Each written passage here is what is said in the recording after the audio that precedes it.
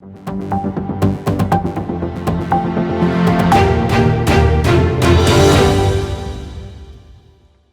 में कोरोना के नए मामलों में कमी देखी जा रही है। केंद्रीय स्वास्थ्य मंत्रालय ने बताया है कि देश में अब कोरोना के एक्टिव मामले 2.5 लाख से भी कम रह गए हैं। देश में कोरोना वायरस की चर्चाएं भी तेज हैं। ऐसे में DCGI ने 2 वैक्सीन को मंजूरी दी है। DCGI ने 3 जनवरी को कोविशील्ड और कोवैक्सीन को मंजूरी दी थी। वहीं मंगलवार को केंद्रीय स्वास्थ्य मंत्रालय ने बताया कि वैक्सीन को आपातकालीन स्वीकृति मिलने के 10 दिन के भीतर ही टीकाकरण शुरू होगा। एक टीकाकरण टीम में 5 सदस्य होंगे। ऐसा माना जा रहा है कि 13 या 14 जनवरी तक देश में कोरोना का टीकाकरण शुरू हो सकता है। उन्होंने यह भी साफ कर दिया है कि डॉक्टर और नर्सों को वैक्सीन के लिए रजिस्ट्रेशन नहीं कराना होगा।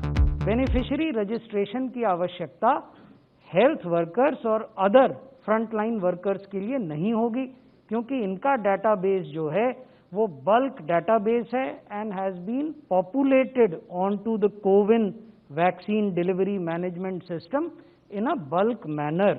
So our doctors, our nurses, our medical workers need not self-register themselves on the CoWIN platform. Their data has already been pre-populated. Similarly, our frontline workers, which means people in the armed forces, in state police, in central police, in municipal workers, they also need not self-register themselves because their bulk data is also getting pre-populated.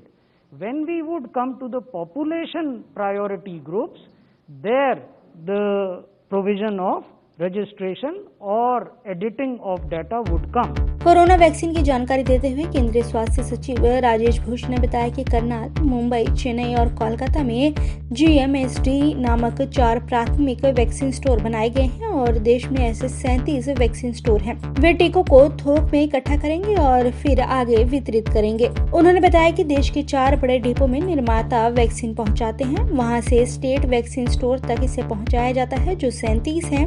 Vaccine को आगे पहुंचाने की जिम्मेदारी राज्यों और केंद्र शासित प्रदेश की होती है। यहाँ से रेफ्रिजरेटर, वाहन या फिर अन्य साधनों के माध्यम से जिलों और फिर प्राथमिक स्वास्थ्य केंद्र तक पहुंचाई जाती है। जब भी कोई इम्यूनाइजेशन होता है तो वो कैसे आगे बढ़ता है, तो सबसे पहले वैक्सीन मैन्युफैक्चरर्स होते हैं जो वैक्सीन का उत्पादन करते हैं। फिर ये वैक्सीन मैन्युफैक्चरर एयर ट्रांसपोर्ट का सहायता लेकर प्राइमरी वैक्सीन स्टोर जो भारत सरकार के स्वास्थ्य मंत्रालय द्वारा चलाए जाते हैं, संचालित किए जाते हैं, जिनको GMSD डिपोज कहते हैं। ऐसे 4 बड़े डिपो हैं, एक करनाल में है, एक मुंबई में है, एक चेन्नई में है और एक कोलकाता में है। तो इन 4 बड़े डिपोज पर वैक्सीन मैन्युफैक्चरर्स एयर ट्रांसपोर्ट के माध्यम से वैक्सीन सप्लाई करते हैं।